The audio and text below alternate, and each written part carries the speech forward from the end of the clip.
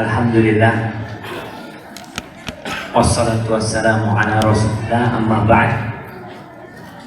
Segala puji bagi Allah, salawat dan salam semoga tercurahkan untuk utusan Allah dan untuk keluarga serta para sahabatnya dan yang meniti jalan beliau. Amma ba'd. Ana sebenarnya mau ceramah lagi ini takut bosan. Yang ditakutkan gelas itu kalau udah penuh tumpah. Tapi kalau tumpahnya ke tetangganya nggak apa-apa. Manfaatnya insya Allah buat mereka yang lebih baik. Baik, sebagaimana tadi kita sampaikan, kita akan berbincang tentang perpisahan karena perceraian. Tidak ada insya Allah seorang yang menikah untuk bercerai. Semua menikah untuk membina. Kayaknya enakan yang tadi mic-nya. Semuanya menikah untuk membina dan membangun surga di dalam rumah. Tapi kadangkala surga tak kunjung tiba, atau surga itu hanya sementara, hanya sebulan, 2 bulan, setahun, 2 tahun. Setelah itu ternyata mereka harus berpisah. Di dalam Islam sebagai syariat penutup semua syariat, nabinya sebagai penutup seluruh nabi, kitabnya sebagai penyempurna seluruh kitab yang ada, disyariatkan perceraian. Boleh perceraian itu dilakukan. Tapi apa hukum asal bercerai? Hukum asalnya bercerai menurut pendapat yang paling kuat, perceraian itu makruh hukum asal. Kalau nikah hukum asalnya sunnah, bercerai itu hukum asalnya makruh, dibenci. Berdasarkan firman Allah di surah Al-Baqarah ayat 226, Allah mengatakan tentang walladzina yu'luna min nisa'ihim, tentang orang-orang yang bersumpah untuk tidak mendatangi istri. Umpamanya suami mengatakan, wallahi aku tidak akan menjamah. Suami yang mengatakan hal itu, kata Allah, tarabbusu arba'ati ashhur, maka dia punya jangka waktu menanti 4 bulan dari mulai dia mengucapkan itu. Jadi 4 bulan itu dia boleh tidak menjamah istrinya. Fa in fa'u fa innallaha ghafurur rahim. Kalau dia kembali, artinya dia tarik sumpah dengan dia membayar apa jemaah pasti dia. Orang kafarat sumpah itu apa? Allah, kalau sumpah kemudian melanggar sumpah. Aku bersumpah tidak akan makan durian. Terus dia makan durian. Mana aja? Aku bersumpah nggak mau ke tempatnya fulan lah. Ternyata dia berkunjung ke rumahnya fulan. Aku bersumpah tidak mau memaafkan fulan. Padahal anjurannya untuk memaafkan. Lalu dia diperintahkan untuk memaafkan. Apa kafarat? Dia pakai nama Allah, lalu dia batalkan. Allah. Puasa 3 hari. Kalau nggak bisa puasa, ada 3 macam. Puasa itu terakhir. Yang pertama membebaskan budak nih, ngasih makan 10 orang miskin, atau memberi pakaian mereka. Baik, kalau nggak bisa baru puasa 3 hari. Masya Allah, barakallahu fikum, fadhal. Antum kasihkan hadiahnya, Masya Allah. Ada jualan kayaknya nggak laku di Bali.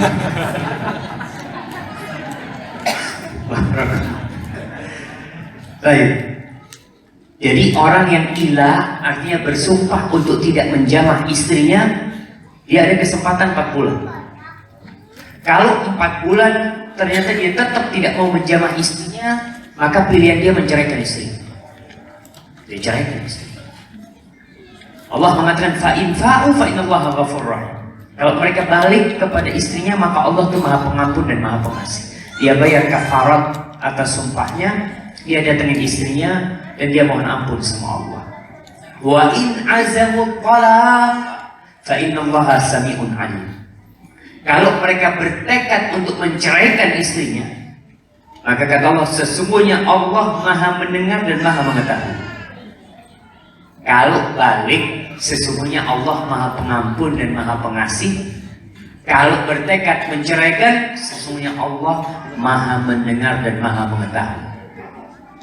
Para ulama menjelaskan bahwasanya di sini mengandung ancaman buat orang yang mau menceraikan istri. Allah tuh tahu tuh, yang benar kau apa istrimu. Nggak apa-apa nih, ini mengganggu ya. Memang dia yang ngasih air jauh banget, itu gimana anda minum? Baik, barakallahu fikum. Sampai mana kita? Baik, Allah mengatakan kalau kau niat menceraikan, ada kau ceraikan istri. Kau 4 bulan nggak menyentuh istrimu, ya udah, itu kesempatan. Kau balik, kau bayar kafar. Kau nggak balik, kau mau menceraikan, ceraikan. Tapi ingat, Allah tuh Maha mendengar dan Maha mengetahui. Para suami banyak mencari pembenaran atas tindakan dia, tapi Allah tahu yang benar kau atau istrimu. Penyebab permasalahan di rumah tangga itu kau atau istrimu. Para jemaah, di antara yang menyebabkan rumah berubah menjadi neraka, hukum Allah tidak bisa ditegakkan di sana. Salah satu penyebab utamanya adalah dosa. Yang dosa itu dilakukan oleh salah satu di antara kedua, istri atau suami. Akhirnya yang biasanya harmonis, yang biasanya merasakan kenikmatan, suami datang nggak betah di rumah. Dan ini ibu-ibu, jadikan suaminya itu kalau masuk rumah nggak ingin keluar rumah. Dan ibu-ibu juga bikin jangan suka keluar rumah. Ada wanita-wanita yang suka makan di luar rumah. Makan malam di warung sana, besok malam di restoran mana, besok malam di sana. Berarti itu rumahnya neraka. Kenapa? Nggak betah di rumah, nggak nyaman di rumah. Dan ada suami yang datang kerja jam 4, habis maghrib udah keluar, balik malam. Ada apa? Rumahnya berarti belum jadi surga. Kalau rumahnya surganya, dia masuk rumah nggak kepingin keluar. Istrinya ngajak, bang kita makan yuk. Ya Allah, nggak ada makanan yang lebih enak daripada makanan. Mau makan di mana? Udah, kalau suaminya kayak gitu, bukan karena pelit ya, ya memang dia menikmati makanan istrinya, alhamdulillah sudah di rumah. Sekali-kali keluar, sekali-kali rekreasi, fadhol. Tapi kalau sering-sering rekreasi, berarti rumahnya belum jadi surga. Apakah ada orang yang ingin keluar dari surganya, jemaah? Enggak ada. Baik, ada sebuah hadis dhaif yang sering disebutkan oleh para penceramah, para khatib, yang mengatakan abghadul halali 'indallahi talaq atau abghadul halali ilallahi at-talaq. Perbuatan halal yang paling dibenci Allah adalah perceraian. Hadis ini dhaif sanad. Kemudian para ulama menjelaskan, cukup ayat tadi menjelaskan bahwa hukum asalnya perceraian itu makruh. Dan perceraian itu adalah salah satu perbuatan yang paling dicintai iblis.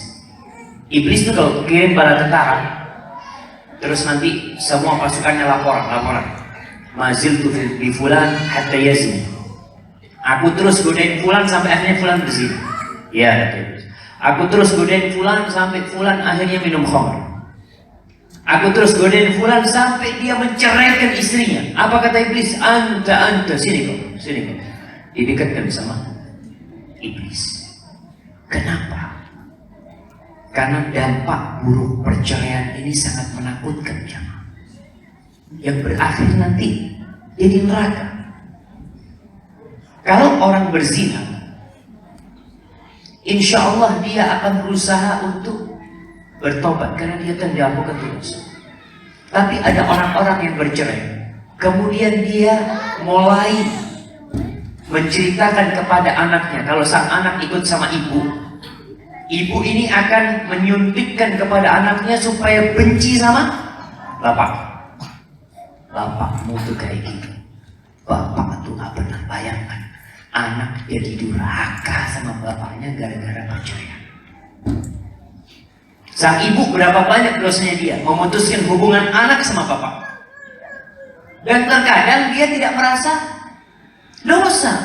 Memang kayak gitu bapaknya Ustaz. Subhanallah. Kita sama orang lain aja suruh nutupin kesalahan.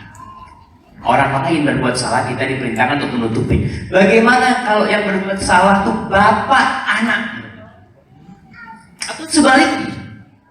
Apabila sang anak ikut sama bapaknya, sang bapak bagaimana membuat sang anak tidak mau berkunjung ke ibunya? Kau tahu kenapa bapak meninggalkan ibu? Ibumu itu berkhianat. Mulai ada apa?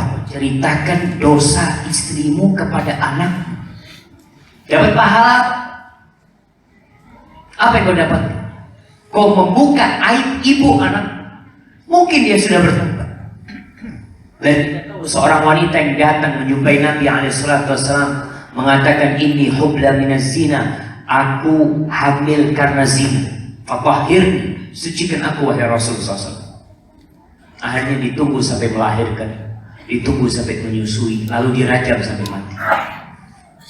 Apa kata Rasulullah SAW? Laqad tabat taubatan law qusimat ala sab'ina min ahli al-Madinah lawasi'atuh. Ini perempuan sudah tobat. Kalau tobatnya itu dibagikan kepada 70 pelaku dosa di Madinah, baik 70 pelaku dosa dikasih pahala tobatnya perempuan ini. Jamaah, 70 orang dikasih pahala tobat 1 orang. Berzina. Apa kata Nabi SAW? Lawasi'atuh, cukup untuk mengampuni dosa mereka. Jadi seharusnya kau tutupi aib istri, bukan kau ceritakan kepada anak. Walaupun ibunya berzina umpamanya, tetap itu ibu anak, nggak berubah. Sang anak tetap berbakti kepada ibu. Orang yang kafir aja disuruh berbakti, gimana kalau yang hanya pelaku dosa? Maka perlu diperhatikan masalah ini. Tetap perceraian itu harus dijaga supaya dampak negatif yang disukai iblis itu tidak terjadi. Pernah diceritakan ada seorang yang mau menceraikan istrinya. Orang kampung mulai dengar tuh, fulan nih kayaknya ada masalah sama istrinya. Datang sahibnya, dia cerita, aku dengar-dengar kayaknya kau mau menceraikan istrimu. Apa yang kau lihat gak nyaman dari istri? Apa kata orang ini? Subhanallah, istriku, kau ada apa ngurusin istriku? Diam. Setelah beberapa waktu benar diceraikan istri. Kemudian sang istri ini mungkin sudah menikah lagi. Datang ke orang itu. Sekarang kan udah kau ceraikan dan binimu udah kawin lagi. Kenapa kau ceraikan istri? Apa kata orang ini? Istrinya orang. Ada apa aku ngomongin istrinya orang? Betul aja, orang tuh paling seneng ngorek-ngorek cari kesalahan orang. Kenapa sih? Ini orang berusaha menutupin aib istrinya. Ya udahlah, kalau memang tidak ada kecocokan dalam rumah tangga itu, selesai. Kalau kau sudah ribut dalam rumah tangga itu, saling berbuat dosa di rumah itu, ketika bercerai cukup dosanya. Jangan dengan bercerai kau masih melakukan dosa kepada istri. Kau masih berbuat dosa sama suami. Terus dosa itu berlaku sampai anaknya besar, sampai punya cucu. Kadang-kadang nggak mau ketemu sama mertuanya. Subhanallah, Masya Allah. Itulah kenapa iblis cinta dengan yang namanya perceraian. Karena berdampak buruk kepada yang lebih dahsyat. Hanya penyebab perceraian. Jamaah rahimakumullah. Hukum tolak sendiri, tadi hukum asalnya makruh. Tapi hukum tolak itu bisa jadi seperti 5 hukum yang kita ketahui. Mubah, makruh, dianjurkan, sunnah, wajib, dan haram. Kapan cerai itu mubah? Kalau ada perlunya. Kayaknya nggak bisa dilanjutkan. Ya, daripada kita ribut, anak-anak melihat kita tiap hari ribut gitu ya. Janganlah, ya. Bisa aja, mungkin kau dapat yang lebih baik dari aku, selesai. Yang kedua makruh. Kapan makruh? Nggak ada hajat. Sekedar melihat ada perempuan lain yang lebih, aduh kayaknya ini lebih asyik nih, ya. Umpamanya, maka makruh buat dia. Yang ketiga dianjurkan, kalau sudah pernikahannya membahayakan. Kalau dilanjutkan pernikahan ini membahayakan, sudah tidak kondusif, jangan dipertahankan. Ustaz kesian sama anak-anak, kalau sudah membahayakan kok dianjurkan cerai. Dan suami pun ketika menceraikan istrinya untuk ini dapat pahala dia. Kadang-kadang ada yang mempertahankan pernikahan karena apa? Karena takut malu sama keluarga. Masa Ustaz sudah 20 tahun bercerai katanya. Kalau itu membahayakan keberadaan kalian, menambah dosa-dosa kalian. Di rumah si istri udah gak mau melayani suami, si suami juga gak mau ngobrol sama istri. Tapi tetap satu rumah, supaya orang tidak melihat keluarga ini hancur. Ini sudah membahayakan kalian berdua, dunia dan akhirat. Sang istri tidak memenuhi kewajibannya, sang suami juga kayak gitu, diam-diaman di rumah. Maka lebih baik bercerai, selesai, supaya tidak nambah dosa. Yang keempat wajib. Kapan cerai wajib itu? Tadi, karena ilah, karena suami bersumpah tidak mau menjamah istrinya 4 bulan. Kau ada 2 pilihan, kau jamah istrimu atau kau cerai. Itu pilihan. Ketika dia tidak mau menjamah, anak tidak akan menjamah istrinya, kau wajib menceraikan. Itu perintah Allah SWT. Kalau kau tidak mau, dosa. Kenapa? Kau tidak mau menjamah istrimu dan kau juga tidak mau menceraikan istri. Padahal sudah jadi kewajiban kau menceraikan istri. Yang kelima haram. Kapan perceraian haram? Karena bid'ah perceraian.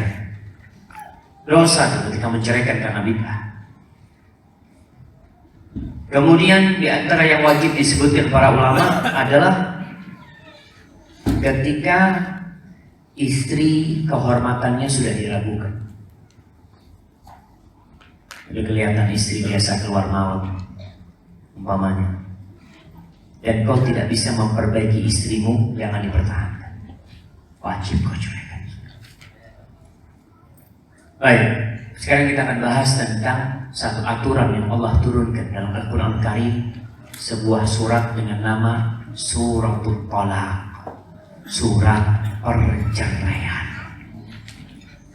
Banyak di antara bapak-bapak, ibu-ibu yang menikah tapi nggak pernah belajar tentang pernikahan dan perceraian.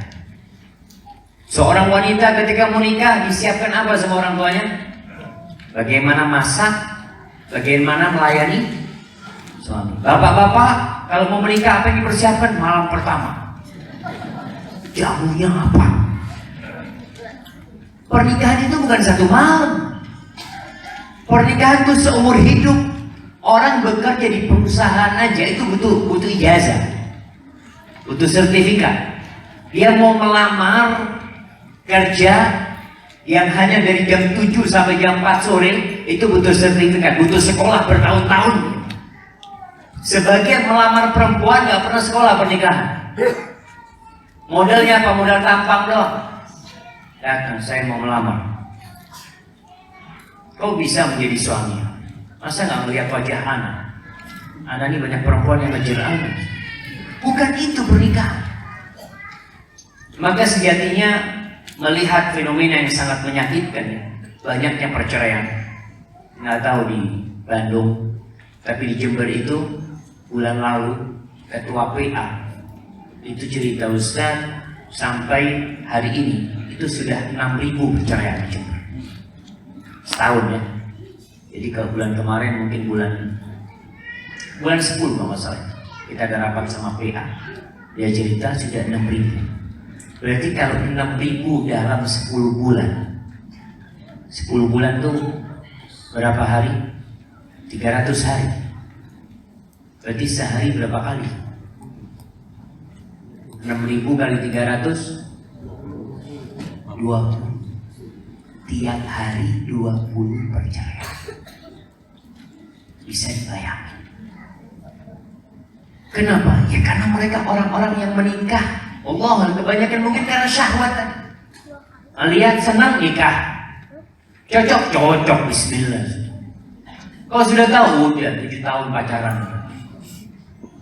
Dari SMA sampai lulus kuliah sampai kerja, menikah 3 bulan cerai. Dan yang banyak cerai itu bukan pengantin lama. Yang banyak cerai itu pengantin baru. Dan sebagian wanita kalau bercerai dia senang. Dia mengatakan alhamdulillah anak cerai. Kenapa? Wallahi repot ternyata ngurusin suami. Seperti itu. Karena tidak tahu apa hakikat pernikahan itu. Ibadah. Allah turunkan suratul Talaq untuk memberikan pelajaran buat kita. Bagaimana perceraian yang disyariatkan. Kita bangga dalam agama kita ada perceraian, bangga. Di beberapa negara itu nggak boleh cerai. Jadi kalau sudah nikah udah seumur hidup, nggak ada kata cerai. Subhanallah, seorang syekh cerita dalam ceramahnya, pernah satu negara, lupa nama negaranya, pemerintah mensahkan perceraian. Setelah bertahun-tahun, itu satu hari yang mengajukan cerai ribuan.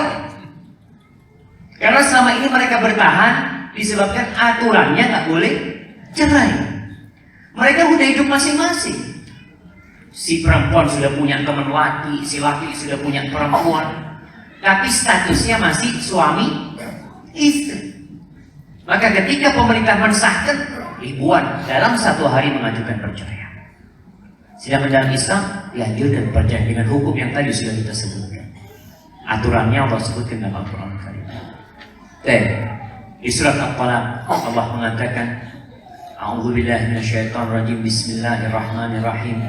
Ya ayyuhan nabiyyu idza talaqtumun nisaa fatalliquhunna li'iddatihinna wa ahsul 'iddah wattaqullaha rabbakum la tukhrijuhunna min buyutihinna ولا يخرجن إلا أن يأتين بفاحشة مبينة وتلك حدود الله ومن يتعد حدود الله فقد ظلم نفسه لا تدري لعل الله يحدث بعد ذلك أمرا. Kata Allah, Ya ayyuhan nabi. Bayangkan panggilan ini untuk nabi. Dan ingat, Allah tidak pernah memanggil nabinya di dalam Al-Quranul Karim dengan namanya. Nggak ada dalam Al-Quranul Karim ya Muhammad, itu nggak ada. Ada ya Adam, ya. Ya Musa, ya. Ya Zakaria, ya.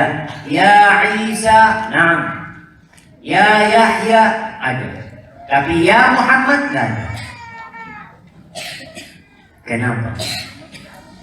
Karena Allah begitu cintanya kepada Nabi Muhammad SAW. Dipanggil dengan gelarnya. Ya ayyuhan Nabi, ya ayyuhar Rasul. Panggil itu wahai Nabi, wahai Rasul. Tidak ada yang sallallahu ala Nabi Muhammad. Kalau Allah ajak manggil seperti itu, bagaimana dengan kita seharusnya memanggil Nabi sallallahu alaihi wasallam? Allah mengatakan, wahai Nabi, idza talaqtumun nisa, apabila kalian, yang dipanggil Nabi seharusnya apabila engkau menceraikan. Tapi ternyata yang dipanggil apabila kalian, yakni umat Nabi Muhammad SAW. Apabila kalian menceraikan wanita, mau menceraikan wanita, fatalliquhunna li'iddatihin. Kita lihat nih, ada sebab yang mendorong kita untuk menceraikan. Jangan tiba-tiba menceraikan langsung. Ada perintah untuk ini. Ada perintah untuk merenungkan. Hari ini ribut, kebanyakan orang kan ribut langsung cerai. Ribut bertengkar cerai. Dalam ayat ini dikatakan fatalliquhunna li'iddatihinna. Ceraikan mereka dalam iddahnya. Apa yang dimaksud dengan iddahnya? Iddahnya adalah ketika wanita dalam kondisi suci, belum dijima, belum digaulin sama suami. Iddah. Jadi seorang suami yang marah sama istrinya, nggak boleh dia menceraikan istrinya malam baru dihubungin, pagi diceraikan. Haram hukum. Ini yang kita bicarakan, tolak yang haram. Karena bid'ah, tidak sesuai dengan sunnah. Iddahnya, kau ceraikan istrimu dalam kondisi suci, belum digauli. Nggak boleh menceraikan istri dalam kondisi haid, nggak boleh. Dua waktu yang sunnah menceraikan istri. Ingat, yang pertama dalam kondisi suci yang belum digauli. Yang kedua dalam kondisi hamil. Berarti menceraikan istri hamil itu sunnah? Iya. Bukan sunnah artinya disunahkan menceraikan istri, bukan. Waktunya itu sesuai dengan syariat. Kenapa? Karena suami kan mikir kalau mau menceraikan istrinya. Ada anakmu di perutnya. Oh tahu. Tapi kalau dia menggauli istrinya, kemudian dia ceraikan, bisa jadi dari hasil pergaulan itu hamil istrinya. Kau nggak tahu. Iddahnya nggak jelas. Kalau dia hamil, iddahnya sampai melahirkan. Kalau dia habis digauli, itu tidak terhitung sebagai masa iddah. Para jamaah, wanita yang diceraikan dalam kondisi haid, dia harus menanti berapa lama iddah? Iddah itu salah satu quru, 3 quru. 3 quru itu bisa berarti 3 kali masa haid, bisa jadi 3 kali masa suci. Kalau dia menceraikan istrinya dalam kondisi haid, maka haid waktu dia diceraikan tidak terhitung iddah. Berarti nunggu haid setelah suci. Semakin panjang masa penantian. Tapi kalau hamil diceraikan jelas iddahnya nunggu lahir. Dari ayat ini bisa disimpulkan orang kalau mau menceraikan tidak boleh emosi. Soalnya kalau emosi, kalau lupa istrimu baru aja datang bulan, Ada kala suami datang mengumpulin istrinya ngomong, "Bang, aku datang bulan." Ribut, marah-marah. "Aku ceraikan engkau." Subhanallah. Apa salahnya istri? Itu takdir yang Allah takdirkan buat dia. Maka para jemaah, ingat, iddahnya menceraikan berarti dalam kondisi suci yang belum dikumpulin atau dalam kondisi hamil. Dan ketahuilah masalah perceraian ini gurau dan seriusnya dihitung serius. Nggak ada suami mengatakan, aku ceraikan engkau ya. Bang, benar kau? Enggak, gurau aku. Cerainya jatuh. Cerainya jatuh. Kemudian ketika orang menceraikan istrinya dalam kondisi tidak dalam iddahnya, diceraikan istri dalam kondisi haid atau dalam kondisi suci tapi dikumpulin, itu sang suami wajib merujuk istri. Wajib. Artinya sang suami mengatakan pagi kepada istrinya, "Aku ceraikan engkau." Dalam kondisi tadi malam dihubungi. Waktu itu juga dia wajib merujuk istri. Tapi cerainya dihitung jatuh satu. Kau wajib merujuk dan cerainya satu. Kenapa? Karena haram cerainya tadi. Maka jangan main-main dalam urusan perceraian ini kata-katanya ada dua. Ada kata-kata yang sorry, artinya kata-kata yang jelas maksudnya itu cerai, nggak ada maksud lain. Ada kata-kata kiasan yang multi tafsir, tergantung niatnya. Suami mengatakan kepada istrinya, "Sudah kau pulang sana ke rumah orang tua." Cerai apa enggak? Suami mengatakan kepada istrinya, "Kau pulang ke rumah orang tua." Cerai atau tidak? Ibu-ibu kalau disuruh pulang enggak? Pulang. Jangan pulang. Suruh pulang. Jangan. Dan ini buat para wanita. Kalau ribut sama suaminya, jangan sampai bapak ibunya tahu. Disuruh pulang sama suaminya, jangan pulang. Kenapa jangan pulang? Kok akan menyusahkan orang tua? Kesian bapak ibu. Ini ada perempuan-perempuan yang kecil nyusahkan orang tuanya sampai besar dikawinkan, sampai punya anak masih nyusahkan orang tuanya. Masalah sedikit ngomong sama ibunya, ngomong sama bapaknya, kok tutupin semua keributan yang terjadi di rumah. Jangan lewat pagar rumah. Ketika ketemu orang tua selalu senyum sama orang tua. Kenapa? Ini termasuk bentuk anak berbakti sama orang tua. Orang tua itu sakit kalau dengar anaknya susah. Kesian. Dan orang tuamu sudah sepuh, kemampuannya untuk mengemban musibah itu tidak seperti dulu. Kau masih muda. Maka sudah, jangan bebanmu ditimpakan kepada orang tua. Ada cerita di Madinah, di Jeddah, bagaimana ketika suami istri ribut sama istrinya, sang suami malah ditampar, nangis istri. Ya, ada bekas tamparan merah. Dalam kondisi istrinya menangis, ada yang ketuk pintu, ada yang ngebel.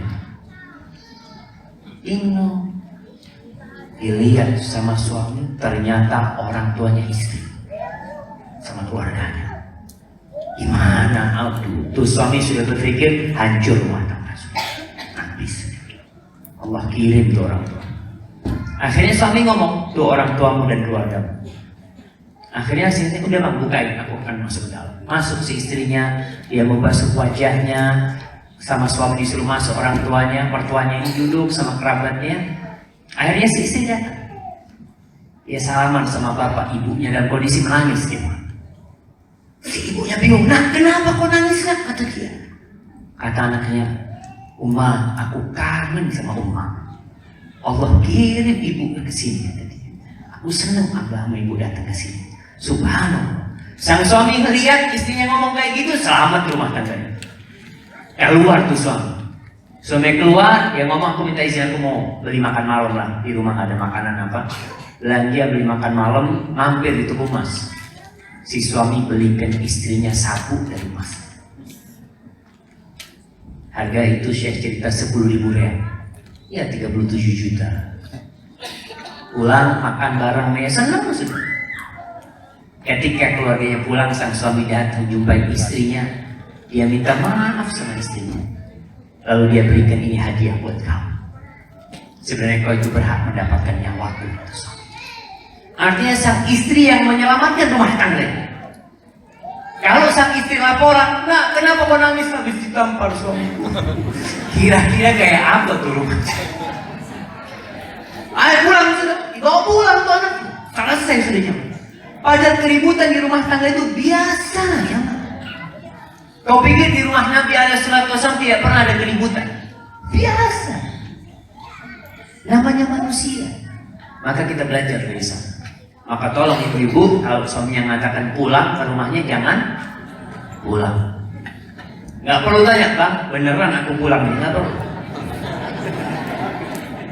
Kau datang ke suami, minta maaf aku Bang. Jangan Bang, kalau aku diusir sama kau, aku mau kemana? Minta maaf sama suami. Ustaz gimana minta maaf? Yang salah dia, kata dia. Urusannya ini mempertahankan rumah tangga. Bukan siapa yang benar, siapa yang salah. Biasanya suami merasa benar dan istri merasa benar juga. Gimana terus? Ya harus ada yang ngalah. Kata orang yang waras, nggak datang minta maaf. Jadi kalau suami mengatakan pulanglah ke rumah orang tuamu, bisa jadi cerai, bisa jadi tidak. Tergantung niatnya suami. Yang tahu siapa suami? Kalau dalam hati kecil saya mengatakan kau pulang ke rumah orang tua dan niat menceraikan, jatuh cerai. Umay sang istri kau pulang ke rumah orang tua, istri tanya, Bang, kau ceraikan aku? Bang? Iya. Cerai jatuh. Kalau sang suami tidak mengatakan itu cerai, tapi dalam hatinya dia niat menceraikan, Allah tahu dia menceraikan. Lah bisa enggak, Anda enggak menceraikan, Anda cuma nyuruh kau pulang supaya kau ya jadi lebih baik. Padahal dalam hatinya kau niat menceraikan. Terhitung ya. Maka dalam urusan cerai ini nggak main-main. Allah tuh tahu. Kemudian kenapa? Wa ahsul iddah. Kata Allah, hitung waktu iddah, dihitung. Baru dihitung. Mau diceraikan hari ini, diceraikan umpamanya tanggal 1 Ramadan. Dalam kondisi suci dia dicerai. Kapan iddahnya berakhir? Ibu-ibu yang bisa jawab kasih hadiah. Masa dikasih topi? Dia kasih anaknya, kasih suaminya. Nah, mana mic-nya? Mic udah ada. Udah ada, ibu-ibu silakan mic-nya. Nah, masya Allah, tambah banyak hadiahnya. Biar nggak ngantuk. Iya, silakan ibu-ibu yang pernah diceraikan, pernah ngitung iddah. Mungkin kan pengalaman ya, bukan lagi teori dia. Silakan, mic-nya sudah ada. Diceraikan tanggal 1 Ramadan dalam kondisi suci. Mic-nya, nah silakan.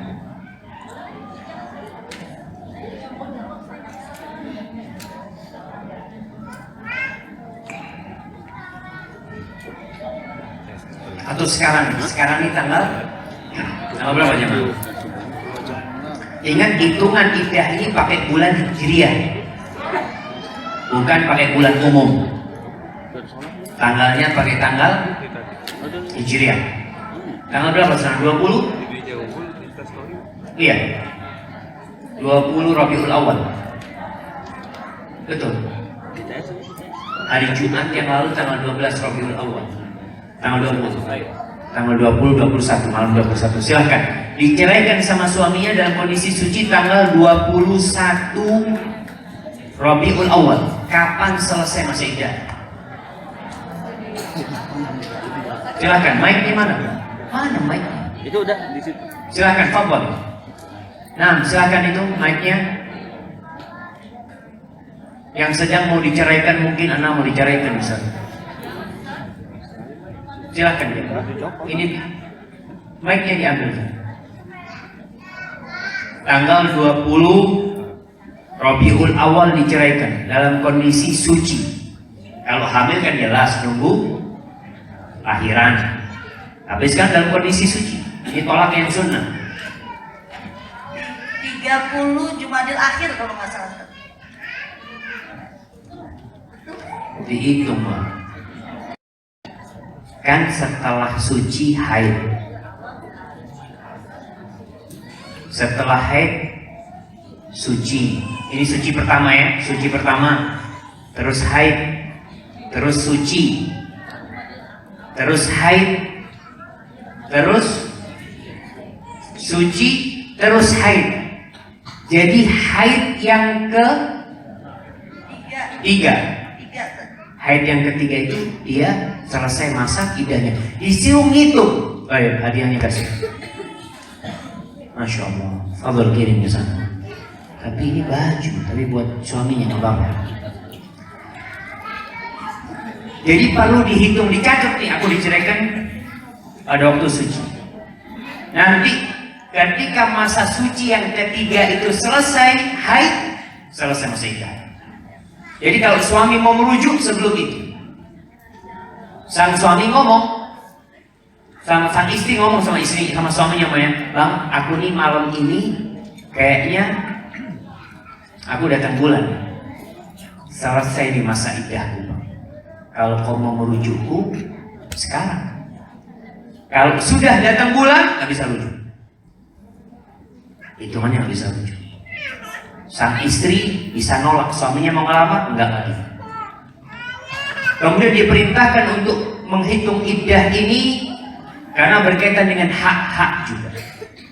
Istri yang diceraikan dalam kondisi tolaknya tolak raj'i, masih bisa balik, itu punya hak sandang, pangan, papan sampai masa iddahnya habis. Allah mengatakan, wa ahsul iddah, hitunglah iddahnya itu, wattaqullaha rabbakum, bertakwalah kalian kepada Rabb kalian. Jangan main-main urusannya. Artinya dalam kondisi istri diceraikan, ya udah, kau udah ceraikan, nggak perlu kau sakitin lagi, nggak perlu kau melakukan hal-hal yang lainnya. Karena ada lelaki-laki yang menceraikan istrinya hanya untuk menyiksa istrinya. Bagaimana menyiksa istrinya? Ceraikan istrinya. Tunggu masa iddahnya mau habis, dirujuk. Dan istri ingat, ketika dalam masa iddah itu dia nggak punya hak menolak suami. Diceraikan nih, malam istrinya mau datang pulang, sang suami mengatakan, aku rujuk kau. Enggak Bang, aku nggak mau, nggak bisa. Rujuk terjadi. Karena yang menceraikan suami. Beda kalau istri gugat cerai. Jadi haknya itu masih ada di tangan suami. Ini ada suami-suami yang ketika masa iddahnya mau keluar, si suami mengatakan sama istrinya, aku rujuk kau. Setelah itu besoknya ditunggu masa suci, lalu katakan, aku ceraikan kau lagi. Supaya istrinya tersiksa setahun. Kan kalau itu masa iddah 3 bulan. Ya nanti mau habis dirujuk. Ya boleh, Allah mengatakan wattaqullaha rabbakum. Bertakwalah kalian sama Rabb kalian, jangan main-main urusan. La tukhrijuhunna min buyutihin. Tidak boleh suami mengusir istrinya dari rumah. Nggak boleh, haram hukum. Menceraikan boleh kau menceraikan, tapi nggak boleh kau usir perempuan itu dari rumah. Wala yakhrujna, dan perempuan nggak boleh keluar. Ketika diusir sama suaminya, dia juga nggak boleh keluar. Ketika diceraikan sama suaminya, suaminya mengatakan, aku ceraikan kau. Lalu pagi itu atau besok sang istri bawa tasnya, bajunya keluar rumah, haram hukum. Allah mengatakan suami tidak boleh mengusir dan istri tidak boleh keluar rumah. Terus gimana Ustaz mereka? Mereka masih satu rumah. Illa ayyatina bi fahishatin mubayyinah. Kecuali istrinya ini melakukan fahisyah, kekejian yang nyata. Di antara yang disebutkan para ulama, istrinya ini kata-katanya kotor dan buruk. Artinya tetap satu rumah tapi ngomongnya nggak karu-karuan di rumah. Maka tatkala itu suami boleh mengusir istrinya. Udah, kalau kayak gitu ya udah nggak mungkin di rumahnya. Fadol. Atau boleh keluar, jadi keluar dengan niat sendiri nggak boleh, diusir nggak boleh. Kalau kesepakatan gimana? Mereka berdua mengatakan, bang gimana ya? Aku tetap di sini atau gimana Muta? Ya kau tahu aku nggak mungkin mengeluarkan engkau. Aku juga nggak mungkin keluar. Tapi enaknya kalau terjadi kesepakatan, sebenarnya mengatakan Bismillah. Kalau memang ada kesepakatan di antara berdua. Jadi si suami mengizinkan dan sang istri meminta keridhaan sang suami, maka ketika itu diperbolehkan. Yang dilarang keluar dengan niat sendiri atau suami mengusir istri, nggak boleh. Haknya itu tetap. Jadi satu rumah Ustaz. Iya satu rumah. Makan bareng, makan bareng. Terus gimana di rumah itu? Ya biasa. Terus kalau malam-malam suami deketin Ustaz, kalau deketin rujuk jadi. Rujuk. Ustaz, Ana semalam deketin istri Ana sampai terjadi Ustaz. Tapi Ana nggak melihat niat rujuk Ustaz. Nggak bisa lah kalau nggak niat rujuk, haram kan? Jatuhnya haram. Niat nggak niat rujuk itu sudah rujuk. Ketika kau hubungi istrimu itu sudah rujuk. Subhanallah, kenapa Allah larang untuk mereka keluar dan suami mengusir? Allah mengatakan setelah itu, wa tilka hududullah. Ingat itu batasan-batasan Allah. Allah sudah kasih aturan. Wa man yata'adda hududallah faqad zalama nafsah. Barang siapa yang melampaui batasan-batasan Allah, maka dia telah menzalimi dirinya sendiri. Dengan cara mengucapkan ucapan buruk kepada istrinya. Ini kadang lagi di rumah sudah bukan istrinya. Kau memang tidak pantas jadi ibu anak-anakku. Selesai, udah. Kau sudah ceraikan, udah, kenapa kau harus sakiti dia lagi? Si istri seperti itu juga, aku memang gak suka sama kau. Alhamdulillah, kau ceraikan aku, alhamdulillah bersyukur. Ada apa kayak gitu? Maka dijaga kondisi. Allah mengatakan itu batasan-batasan Allah. Barang siapa yang melampaui aturan Allah, faqad zalama nafsah, maka dia telah menzalimi dirinya. Allah katakan la tadri la'allallah yuhditsu ba'da dzalika amra. Oh, itu tidak tahu. Mungkin dengan kau berada di rumah itu, dengan adanya masa iddah itu, ada hikmah di sana. Bisa jadi sang suami yang menceraikan, dia lihat nih istrinya yang diceraikan gara-gara kasar ngomongnya, gara-gara tidak melayani dia. Ternyata dilihat istrinya setelah diceraikan berubah. Gimana dia bisa melihat perubahan itu? Kalau sang istri pulang, kan kau nggak bisa melihat. Tapi kalau masih satu rumah, yang istri sebelumnya tidak pernah bukakan pintu suaminya kalau datang kerja, setelah diceraikan, masya Allah, dia buka pintunya dengan bersolek yang menor, boleh. Dia lihat suaminya, sekarang kau baru kayak gini, nggak mau dia. Terus dia besoknya sang istri nyiapkan makan, nyiapkan bang, kepingin apa, suaminya datang, masya Allah datang kita bang, mau yang panas mau yang dingin, masya Allah, 20 tahun gak pernah ngomong yang panas sama yang dingin. Dan itu yang diinginkan, artinya suami menceraikan istrinya dengan harapan istri berubah. Dengan tetap di rumah itu, insya Allah ada perubahan. Kemudian di antara hikmahnya, kenapa? Untuk melihat rahimnya dia itu suci atau tidak, artinya ada anaknya atau tidak dari suami. Sehingga suami tahu enggak kau dalam kondisi hamil. Jangan sampai ternyata istri diceraikan, keluar di rumah orang tuanya laporan anak hamil. Hamil dari siapa? kau nggak tahu. Tapi kalau dalam rumah kau tahu dengan istri. Kalau kau hamil berarti dari aku. Jadi subhanallah, Allah mensyariatkan iddah ini untuk hikmah yang banyak. Makanya kita nggak tahu. Ikutilah aturan Allah. Fa idza balagna ajalahunna fa amsikuhunna bima'ruf. Kata Allah, kalau mereka sudah hampir mencapai iddahnya, hampir habis. Umpamanya kalau hamil juga ini ketika hamil kan masa iddahnya di rumah sampai melahirkan. Kau tunggu di sana. Kau juga bisa melihat bagaimana istrimu merawat anak yang di perut.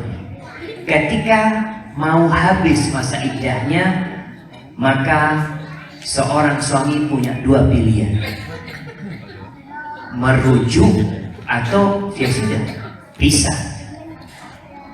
Kalau kau merujuk ada kesempatan. Fa'amsikuhunna bima'ruf. Kata Allah, maka kalau kau mau merujuk, kau pegang dia dengan cara yang baik.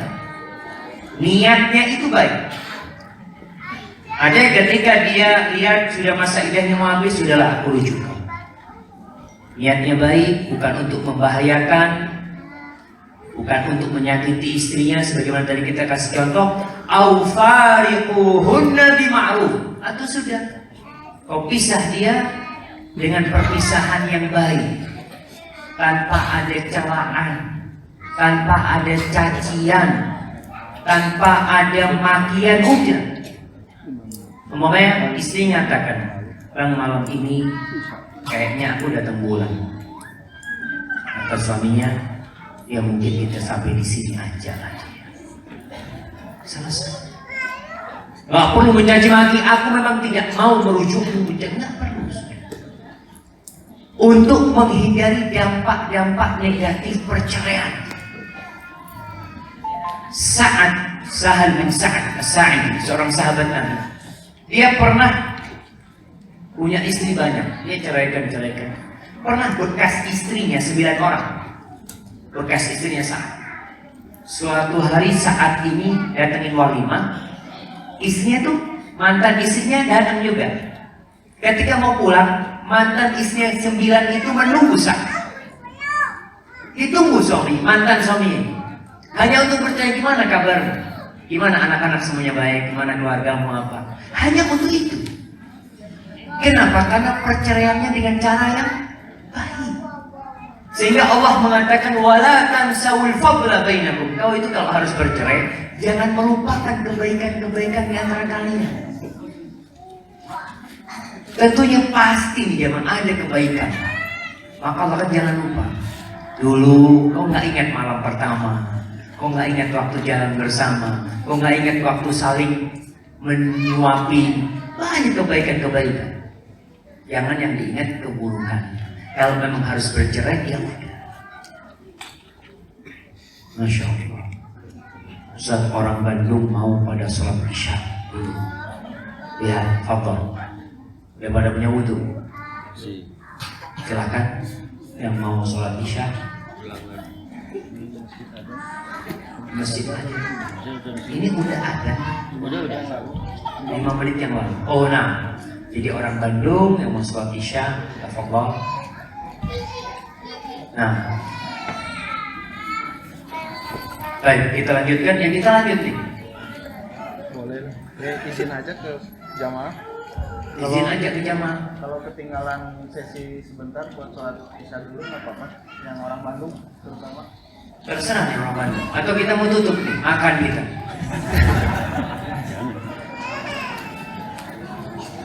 Iya. Udah pada keluar. Fadhal yang mau, yang penduduk Bandung yang mau sholat apa? Sholat isya. Bisa sholat isya.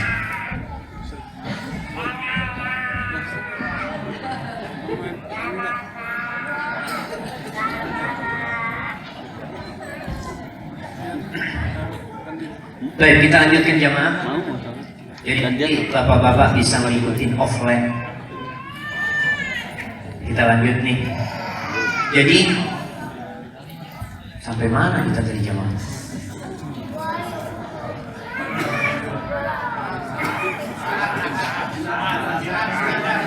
Gimana? Oh, Sa'ad. Sahal bin Sa'ad As-Sa'idi. Bayangkan, dia itu dalam kondisi udah cerai istrinya yang 9 masih mengingat kebaikan suami, dan saat pun mengingat kebaikan istrinya. Ya mungkin gak bisa dilanjutkan pernikahan itu gitu. Tapi kenapa harus mengingat kejelekan-kejelekan dan keburukan? Bukankah semua punya keburukan? Tapi lihatlah kepada kelebihan. Maka kalau sudah bercerai dengan cara yang baik pula, sehingga kita juga nih, bapak kalau menceraikan istrinya, datang ke rumah orang tuanya sang istri, minta maaf, ayah, kalau dia panggil ayah, kayaknya nggak bisa dilanjutkan ayah. Mungkin yang salah bukan istrinya ayah, anaknya ayah, tapi mungkin anak yang nggak tahan, anak yang kurang sabar. Jadi hubungan baik tetap terjaga. Karena bagaimanapun ukhuwah Islamiyah tidak akan putus, tetap saudaranya. Dan kalau punya anak, tuh perempuan ibu anak-anak, tuh mertua kakek anak-anak. Sampai kapan? Ya sampai mati. Tidak akan berubah. Yang berubah cuma statusmu dengan ibu, bukan suami istri. Tapi mertua tetap, mertua itu tetap mahramnya. Walaupun sudah cerai, tetap mahramnya akan berubah sampai kapan. Wa ashhidu dzawai adlin minkum. Allah katakan, ketika engkau menceraikan atau merujuknya, maka datangkan 2 saksi yang adil di antara kalian. Tidak wajib, tapi dianjurkan. Artinya seorang suami yang mengatakan cerai sama istrinya, dia ngomong sama sahibnya, aku ingin kau jadi saksi, aku sudah menceraikan istriku. Mulai kapan? Mulai tadi malam. Jadi saksi. Jadi kalau ada apa-apa, ada ketika rujuk pun jadi saksi. Cari 2 saksi. Untuk apa? Untuk menutup pintu pertikaian. Kapan terjadi pertikaian? Kalau dua-duanya menyembunyikan perceraian. Umpamanya, sang suami menceraikan istrinya dalam kondisi hamil, udah diceraikan. Kemudian lahir nih sang anak, dan suami meninggal dunia. Si istri dapat warisan enggak? Nggak dapat, karena udah keluar iddahnya. Tapi kalau sang suami tidak mengatakan kepada orang dia menceraikan istrinya, sang istri ngomong, enggak, aku tetap istrinya dia, aku dapat warisan. Padahal kalau keluar masa iddah, maka sang istri sudah bukan istri. Kalau sudah keluar masa iddah, di masa iddah masih istri. Ini iddah yang boleh rujuk ya. Jadi umpamanya sang suami menceraikan istrinya, aku ceraikan engkau, dalam kondisi hamil. Ketika sebulan sebelum lahiran, suami meninggal dunia, istri dapat warisan enggak? Dapat warisan, karena masih dalam masa iddahnya. Maka perlu mendatangkan saksi supaya tidak terjadi pertikaian. Sebaliknya, kalau yang meninggal istri, suami menceraikan istrinya, dapat 3 hari, istrinya meninggal dunia umpamanya. Suami dapat warisan enggak? Dapat warisan, karena posisinya masih istri dalam iddahnya. Ini yang perlu diperhatikan. Kemudian wa aqimus syahadata lillah. Ini saksi, ketika menjadi saksi jangan karena duit. Banyak sekarang saksi-saksi bayaran. Didatangkan saksi, saksi yang meringankan, saksi yang memberatkan. Kita lihat di dunia pengadilan Indonesia ini, na'udzubillah min syarrihim, banyak saksi-saksi palsu yang didatangkan hanya untuk fulus. Dalam ayat ini Allah katakan wa aqimus syahadata lillah. Untuk Allah kau menegakkan kesaksian. Jangan sampai karena kerabat lalu kau pilih kasih, kau belain, padahal kau tahu dia salah umpamanya. Dzalikum yu'adu bihi man kana yu'minu billahi wal yawmil akhir. Kata Allah, itu nasihat, itu wasiat diberikan kepada siapa? kepada orang yang beriman kepada Allah dan hari akhir. Dari awal tuh Allah mengatakan ya ayyuhan nabiyyu idza talaqtumun nisa. Ini ditujukan buat orang yang beriman kepada Allah dan hari akhir. Kenapa? Karena orang beriman kepada Allah dan hari akhir itu takut, jadi nggak main-main kehidupannya. Karena terus terang cerai itu yang diperbolehkan rujuk cuma 2 kali. Yang ketiga kali nggak boleh rujuk. Sebagian lelaki sudah menceraikan istrinya puluhan kali, tetap satu rumah.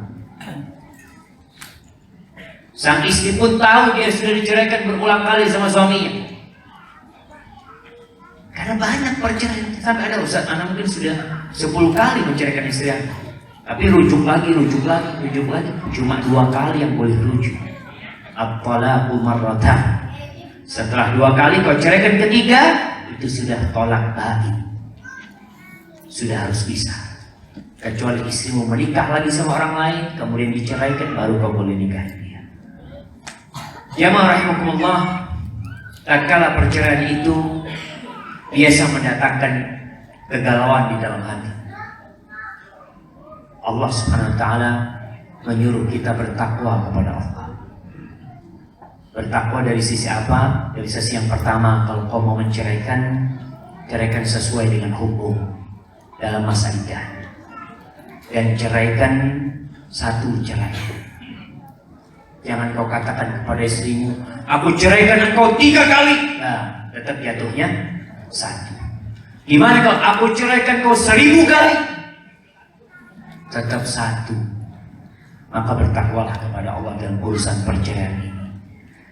Orang yang bertakwa kepada Allah, apa kata Allah? Wa man yattaqillah yaj'al lahu makhrajan. Barang siapa yang ketika bercerai itu karena Allah, bertakwa kepada Allah, dia jaga tuh hukum-hukum Allah, yaj'al lahu makhrajan. Allah akan kasih dia jalan keluar, solusi dari semua urusan. Ketika yang menyebabkan perceraian itu memang gimana Ustaz? Dia ribut terus Ustaz. Ya sudah, kau bertakwa sama Allah, insya Allah istrimu berubah mudah-mudahan. Wa yarzuqhu min haitsu la yahtasib. Banyak wanita ketika diceraikan, apa yang terjadi? Dia bingung dengan urusan rezekinya.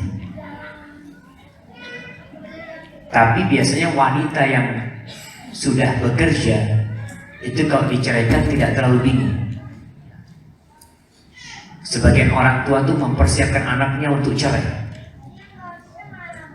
Pesan bapak, pesan kau tidak boleh keluar dari kerjaan. Gimana ayah kalau suami nggak boleh taat sama suami? Bapak yang menyekolahkan engkau, biayain engkau, terus kau mau keluar lah. Terus nanti ayah kalau suami marah, udah diceraikan, kau kan udah punya kerjaan, aman. Subhanallah. Jadi anaknya dipersiapkan untuk perceraian.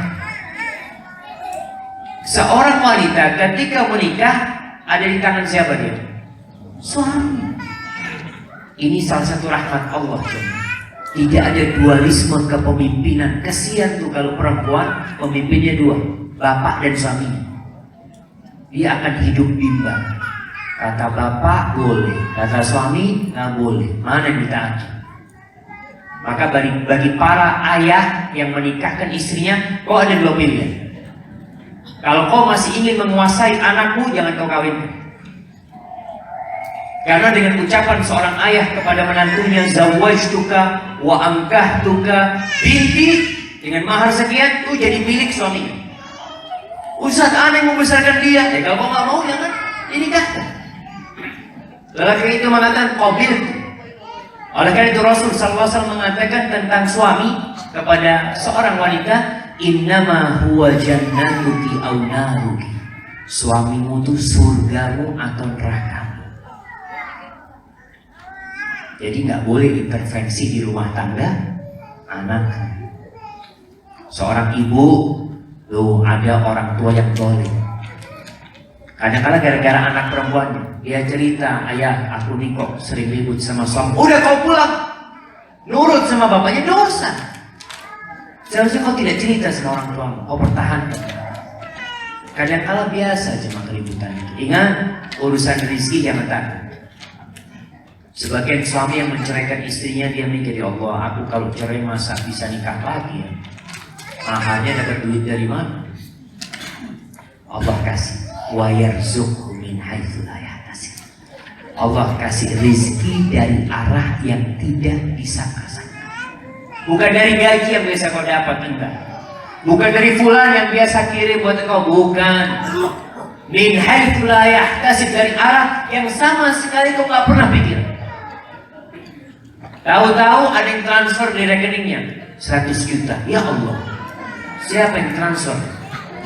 Ternyata ada yang mencuci uang, salah transfer. Saya penjara. Tapi jangan takut, ini rizkinya min haitsu la yahtasib, Allah yang kasih.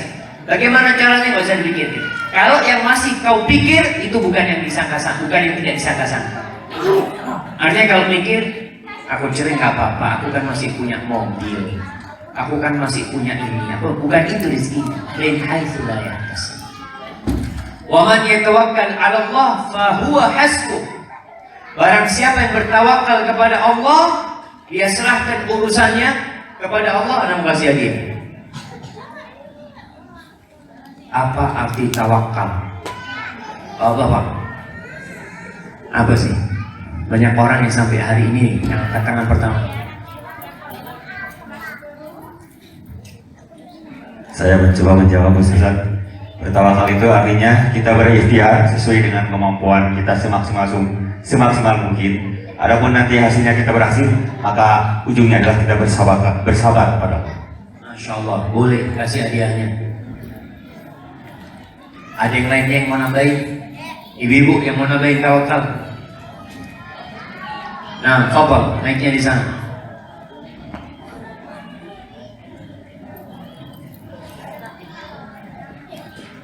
Berserah diri. Bertawakal itu berserah diri. Itu mic-nya diambil. Berserah diri kepada Allah setelah berusaha semaksimal mungkin. Sama aja. Bukan. Itu udah, jawaban itu sudah. Jadi ini tawakal jemaah. Para ulama menjelaskan. Saya tawakal itu mengandung 2 rukun.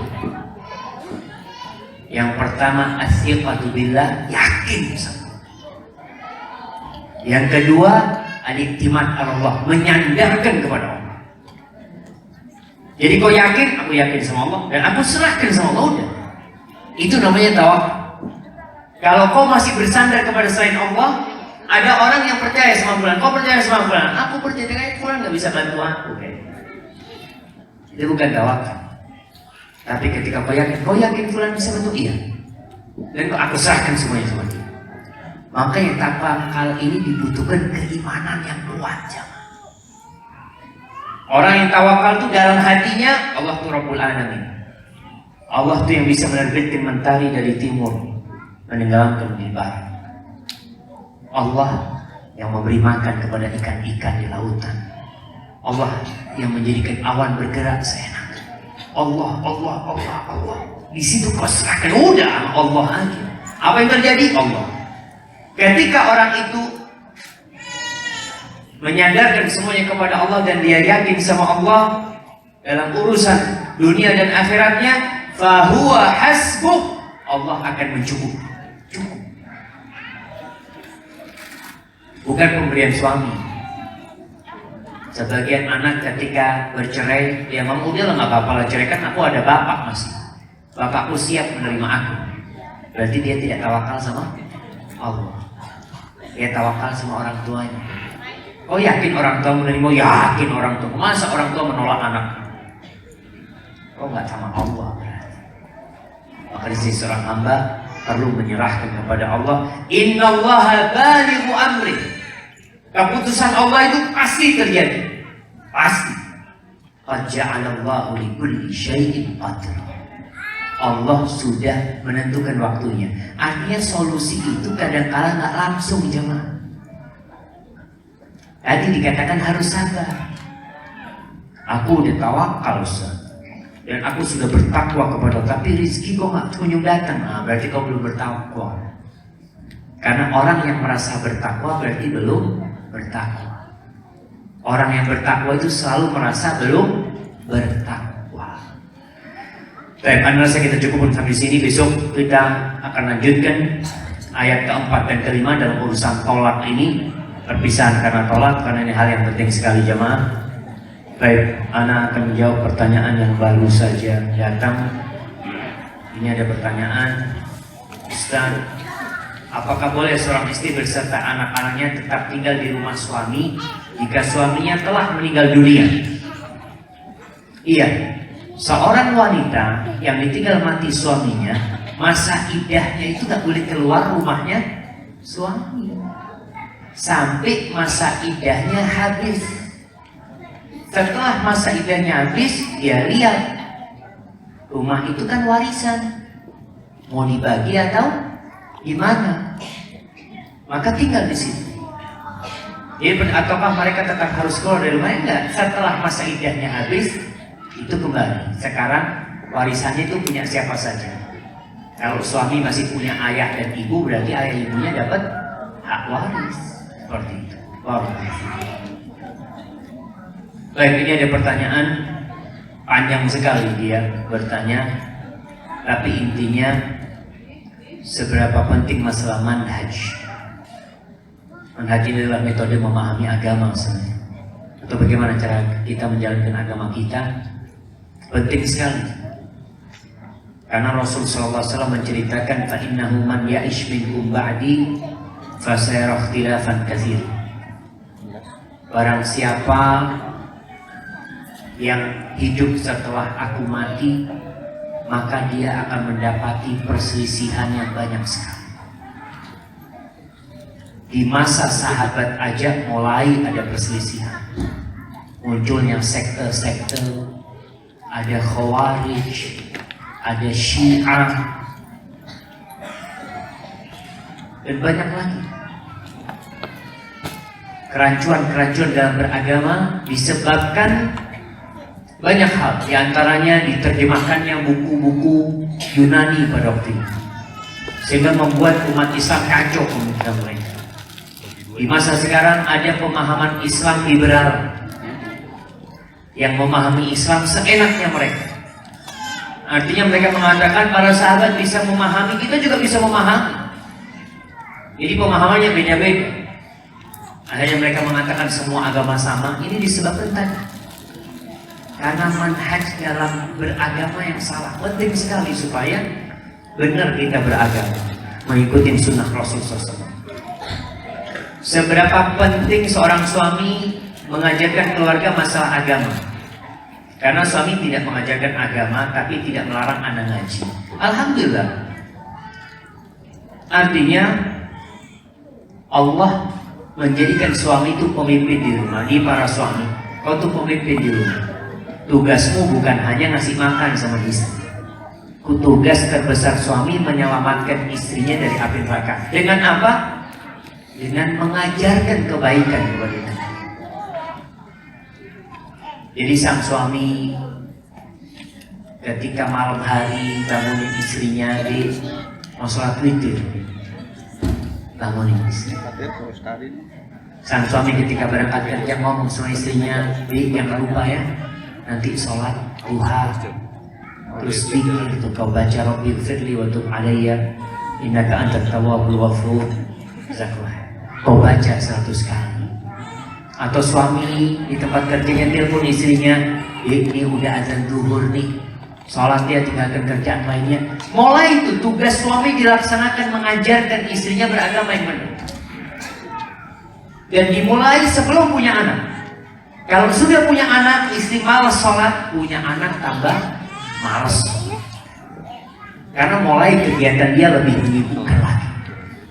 Tapi kalau ternyata sejak sebelum punya anak sudah dididik sama suaminya, maka penting sekali duduk habis maghrib pulang kerja, yuk ngaji yuk, atau baca kitab apa, penting sekali. Tapi kalau suaminya tidak melakukan itu dan suaminya memberikan arahan, kau ikut pengajian, alhamdulillah, kau ikut pengajian, artinya suami yang mengizinkan hal itu. Apakah anak berdosa karena ketika sering mengajak suami kajian tetapi ditolak dan selalu berakhir dengan diam-diaman, sehingga anak agak malas mengajak lagi daripada diam-diaman, Ustaz? Apakah anak akan dimintai pertanggungjawaban juga oleh Allah? Iya, wa tawassaw bil haq wa tawassaw bis sabr itu tetap dilakukan dalam kehidupan rumah tangga. Tapi sang istri juga harus membaca sikon. Kalau suaminya diajak nggak mau, cari waktu lain. Kadang-kadang istri ngajak suami itu bukan untuk kajian, ngomong sama suaminya, Bang, aku melihat tuh teman-temanku tuh, Masya Allah, digandeng tangannya sama suaminya. Aku kepingin Bang ada yang gandeng aku, Bang. Jadi bukan kajian yang kepingin digandeng sekali-kali lah, Bang, kata dia. Iya dah, berangkat yuk. Mungkin berangkat dia cuma untuk nyenangkan istrinya untuk itu. Jadi cara ngajak suami itu, ibu-ibu, bukan menggurui, tapi lebih kepada memohon. Namanya orang mohon, bisa diterima, bisa ditolak. Kalau permohonan ditolak, Bang, jangan bosan kalau aku minta, Bang. Ngomong sama suami. Dan kalau mau minta sama suaminya, berikan pelayanan yang maksimal sama suaminya. Suaminya datang semua, sepatunya dibukain, ini dipijetin. Lalu bisik sama suaminya, Bang, aku kepingin diantar kajian. Iya, kayaknya dia iya, karena sudah dijamu sama istrinya. Tapi kalau istrinya suaminya datang, Bang, berangkat kajian yuk. Baru datang berangkat kajian. Enggak, dia jawabannya pasti. Maka perlu cari waktu yang tepat. Nah, baik, bagaimana mengetahui kualitas seorang ustaz yang bermanhaj salaf? Artinya jemaah, memang kita kan memahami agama itu harus sesuai dengan pemahaman as-salafus salih. Artinya para sahabat Nabi, para tabi'in. Ya kita lihat apabila ustaz itu memang menukil ucapan-ucapan mereka, kemudian menjadikan sunnah Nabi SAW sebagai tuntunan buat mereka, ya kita ikuti. Baik, pertanyaan selanjutnya.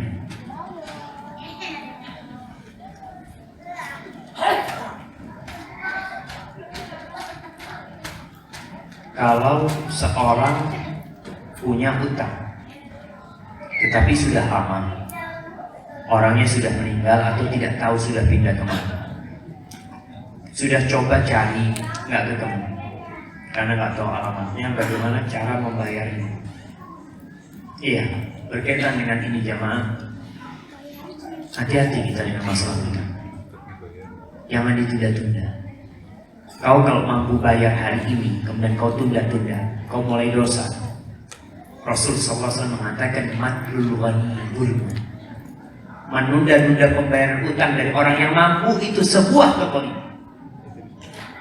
Akhirnya orang itu mungkin sudah datang meminta kau bayar utang, kau nggak bayar. Akhirnya kau sekarang kau sudah melakukan kezaliman kepada orang itu berapa lama? Maka langkah pertama kau tobat, ampun sama Allah atas kezaliman yang kau lakukan. Tapi kalau kau memang baru sekarang mampu, dan kadang-kala jemaah orang ini yang punya utang itu nggak mau ketemu sampai punya duit, malu dia memang menghindar. Karena menghindar, akhirnya sampai nggak ketemu tuh orang. Oh dosa lagi. Udah punya utang, wajib bayar, ternyata kok malah menghindar.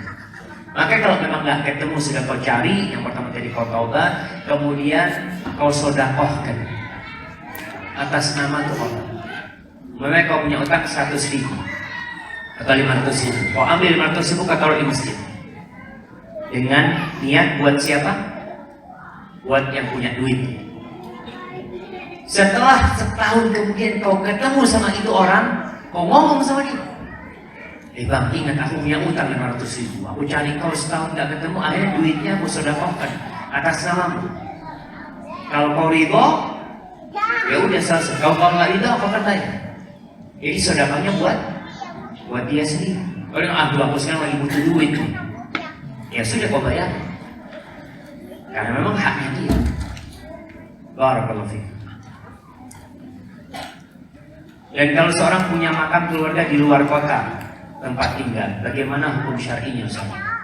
Apakah yang harus dimakami di dekat tempat tinggalnya, sementara lebih ingin dimakami di dekat tempat tinggal? Jadi memang yang pertama pemakaman itu dianjurkan pemakaman umum. Kemudian yang kedua yang segera dimakamkan.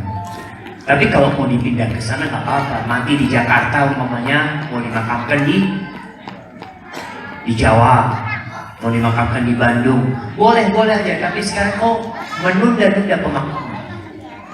Itu aja yang bermasalah di sana. Barakallahu fiik. Bagaimana hukumnya jika kami mewakafkan tanah, namun pihak yang diberi amanah untuk membangun tanah wakaf tersebut tidak sanggup dan mengembalikan harta tersebut? Apakah akad wakaf tersebut menjadi gugur dan kami bisa menjual tanah tersebut? Jika tanah tersebut kami wakafkan tahun 2005 dengan harga pasar 100 juta, dan karena pengembalian itu tanah dijual tahun 2010 dengan harga 500 juta, bagaimana cara kami mensucikan, membersihkan niat itu? Nggak boleh zaman kalau tanah itu sudah diwakafkan. Nggak boleh lagi kita ambil, karena wakaf itu kita serahkan kepada siapa? Allah. Orang itu hanya pengelola, tapi niatmu diserahkan kepada Allah. Yang boleh itu adalah memindah wakaf. Umpamanya wakafnya itu tidak produktif, artinya tempatnya itu nggak mungkin membangun masjid di tempat yang nggak ada rumah penduduk. Memang ada wakaf di sini, anak mau bangun masjid, nggak ada penduduk. Terus gimana Ustaz? Ya udah dijual tanah itu, cari tanah lain yang tetap. Jadi hasilnya itu tetap untuk wakaf, bukan dijual kemudian dimiliki, karena kau sudah berikan kepada Allah. Masalah harganya kau bukan duit. Kau wakaf itu tanah, sehingga tanah itu berubah berapa ikut pasaran. Kalau tanahnya harganya mulai 1 miliar, dulu waktu wakaf 10 juta, sekarang jadi 1 miliar umpamanya, ya udah 1 miliar itu kau pindah ke tempat wakaf lain. Kalau pengelolanya memang tidak mampu, artinya nggak bisa di sini. Seperti itu. Nah, apa hukumnya menerima makanan dari tahlilan? Apa boleh kami makan makanan tersebut? Boleh kok makan. Halal makanan, nggak haram. Kecuali makanannya haram, baru kita makan. Makanannya haram.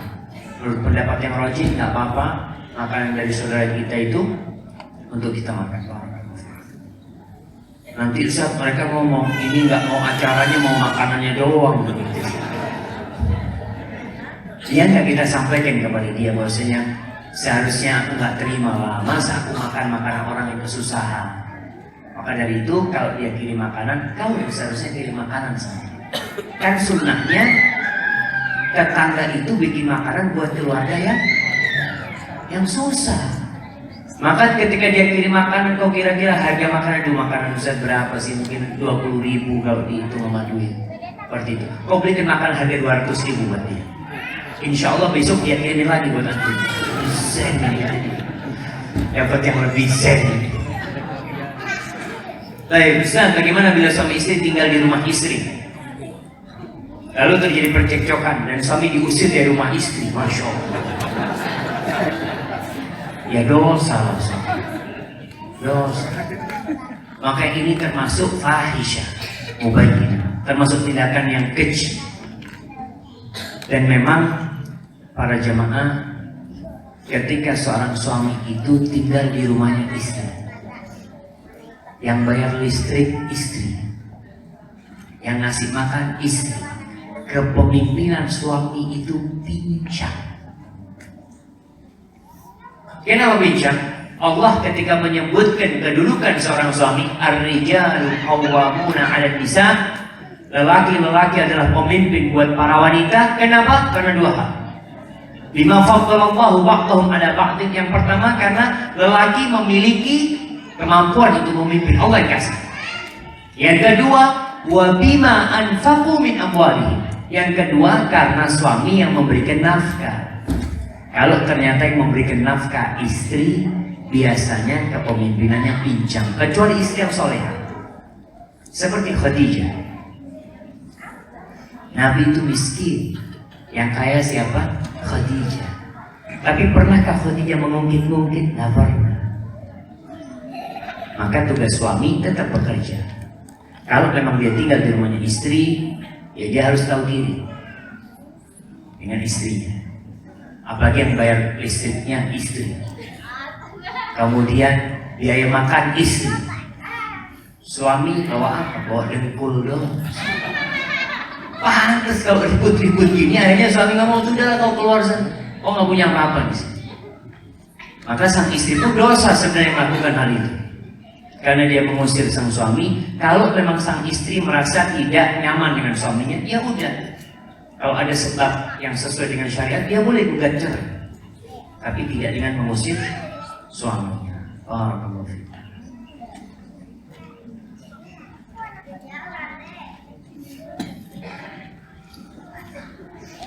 Afwan, di luar tema tentang pemanggilan Nabi. Kalau kita mendengar ada yang menyebutkan Muhammad Rasulullah, kita jawab Sallallahu Alaihi Wasallam. Tapi kadang anda dengar ada yang menyebutkan Sallallahu Ala Muhammad, maka banyak yang menjawab Sallallahu Alaihi, Sallallahu Alaihi. Apakah itu artinya sama? Ustaz, boleh menjawab seperti itu? Boleh jemaah. Artinya Allah itu mengatakan, ya ayyuhalladzina amanu sallu alaihi wa sallimu taslima. Wahai orang-orang yang beriman, bersalawat dan bersalamlah engkau kepada Nabi alaihissalam. Sunnahnya dua, salawat dan salam. Kalau salawat aja sallallahu alaihi, itu hanya salawat saja, nggak ada salam. Maka usahakan dua.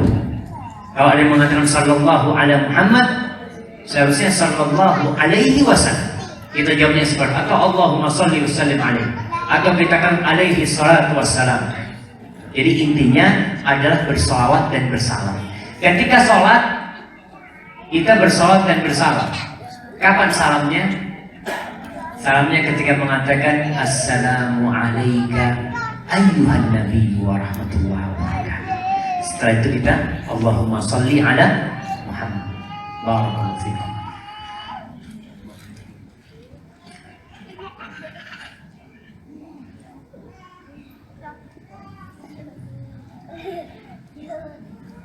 Kayaknya udah habis yang kita makan, kalau udah habis yang itu.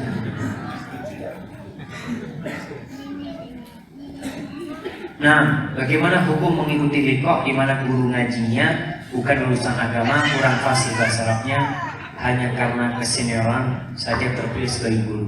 Ya ma, inna hadzal ilma din. Kata Ibnu Sirin, ilmu ini adalah agama. Artinya urusannya benar dan salah. Agama, kita belajar ilmu agama. Fanzuru amman ta'khuduna dinakum. Kata Nabi SAW, kalian lihat belajar agama dari siapa kalian. Karena takutnya muncul tokoh-tokoh yang ditokohkan oleh masyarakat nggak ngerti agama. Sekarang tuh menjadi khotib Jumat itu gampang sekali. Jadi asal bisa baca jadi khotib. Dulu Ibnu Hajar Al-Haythami pernah ditanya dalam buku fatwanya, bagaimana hukumnya orang naik mimbar ceramah tapi dia tuh nggak tahu hadis yang dhaif sama hadis yang sahih. Dia tidak bisa memilah. Bagaimana hukumnya? Kata Ibnu Hajar mengatakan, kalau orang ini mengambil hadis-hadis itu dalam kitab yang muktabar, kitab yang memang sudah direkomendasikan oleh para ulama, seperti dari Sahih Bukhari, dari Sahih Muslim, maka nggak apa-apa. Artinya dia tahu mengambil hadisnya dari kitab mana. Dia memang nggak tahu hadis sahih sama dhaif, tapi dia tahu kitab kumpulan hadis sahih. Ngambilnya dari sana nggak apa-apa.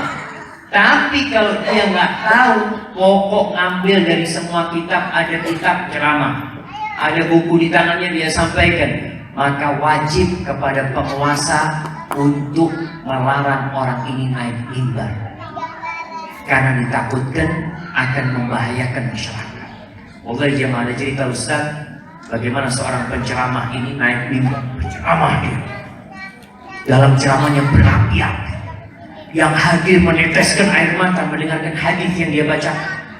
Di akhir hadis dia katakan rawahu Ibnul Jauzi fil Mawdu'at. Hadis ini diriwayatkan Ibnul Jauzi dalam kitab Al-Mawdu'at.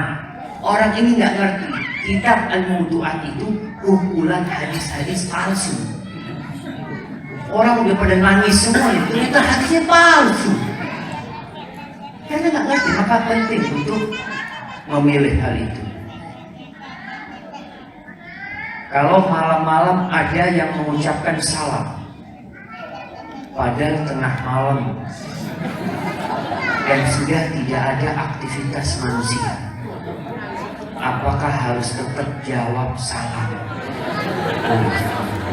Ini horor.